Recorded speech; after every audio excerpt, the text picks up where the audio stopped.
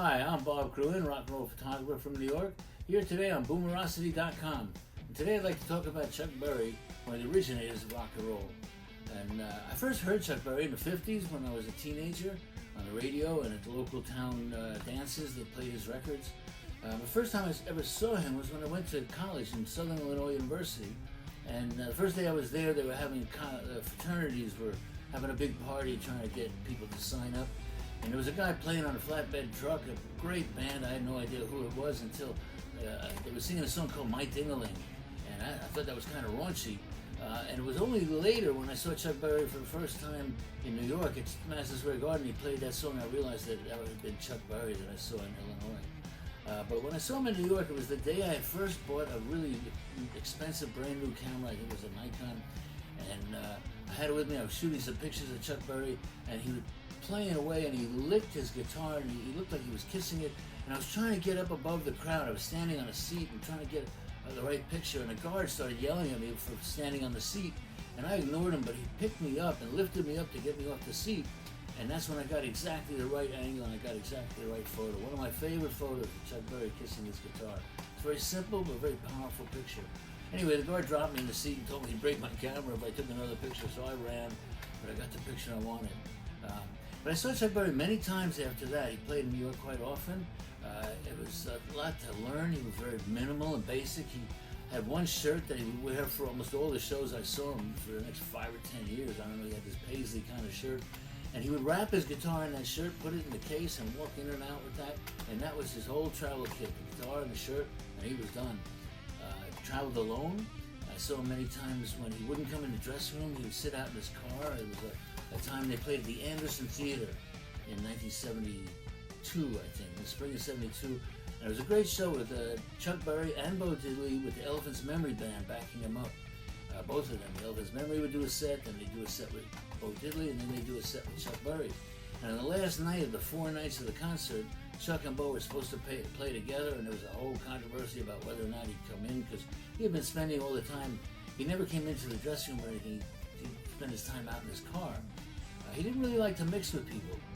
But a funny thing happened then, because the picture that I took at Madison Square Garden had been on the cover of a New York magazine. And what was funny was that one weekend I had a dream. I was out of town and I had a dream that Bob Dylan had called me. And when I got home, the next morning a reporter called me. He said, "Hey, I was with Chuck Berry over the weekend, and Chuck Berry tried to call you because he really liked your picture, and you weren't home." And so I thought, well, I had this dream. It wasn't Bob Dylan, it was actually Chuck Berry. So a couple months later, when I was at the Elephant's Memory Bo Diddley Chuck Berry concert, I saw Chuck Berry inside one night, and I thought I'd show him the picture. So I took out a copy of the picture that I had, and I showed it to Chuck, and I said, "I took this picture," and he said, "I've been trying to get in touch with you." And I said, "Yeah, I know, I missed that call." And anyway, he took me to the back of the stage so that nobody could see us. We were standing around behind some amplifiers, and he said he wanted to buy the picture from me. And he took out his wallet, and it had about 1.5 inches or 2 inches thick of $100 bills. I'd never seen so many $100 bills in one place. And he took one out, and he handed it to me, and he said, "Can I buy that picture?" And I said, "Of course." And then he turned and he said, "I want you to autograph it for me." And that was the first time anybody had ever asked me to sign one of my pictures. And I wrote on the back, to the King of Rock and Roll, Chuck Berry. Because in those days, I didn't know much about signing pictures. I didn't want to mess up the front of the picture. Anyway, I wonder where that print is today. I saw Chuck many times after that, and one of the things I saw Chuck do over and over again, because he would always come to a town and he'd play with a pickup band. He never brought a band with him. He always told the promoter to just get whoever was around, some local band, and they would play Chuck Berry. And in fact, it's in the film, Hail, Hail, Rock and Roll, where Bruce Springsteen talks about being one of the backup bands, and he asked Chuck what songs they were going to play, and Chuck said, "We're going to play some Chuck Berry songs." And he'd just go out on stage with no rehearsal, no planning, and Chuck would start playing, and he would just have the band follow him. And sometimes the band was good, and they would follow him pretty quick, and they would pick up on what he was doing, or they would know what he was doing. I mean, almost anybody in rock and roll should know Chuck Berry songs. But sometimes it took a while for the band to catch on. And after a while, I saw Chuck Berry so many times that I would see that he would start with a band, and after the second song or the third song, or sometimes the fourth or fifth song, when the band actually clicked in together and they were really playing, he would turn around to the audience and then he'd say, "Ladies and gentlemen, now we'd like to start our show." And literally, sometimes it was after the first or second song, and sometimes, once I saw it just before the encore. And he said, ladies, we'd like to start our show. But that meant that the band and him were clicking together. And I learned that.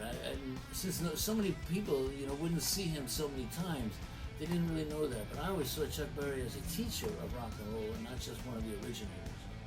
So anyway, for more about Chuck Berry, read his book. He wrote a very good book. It's all about his life growing up and what happened to him. And take a look at my website, bobgruen.com, for more pictures of Chuck Berry. See you next month.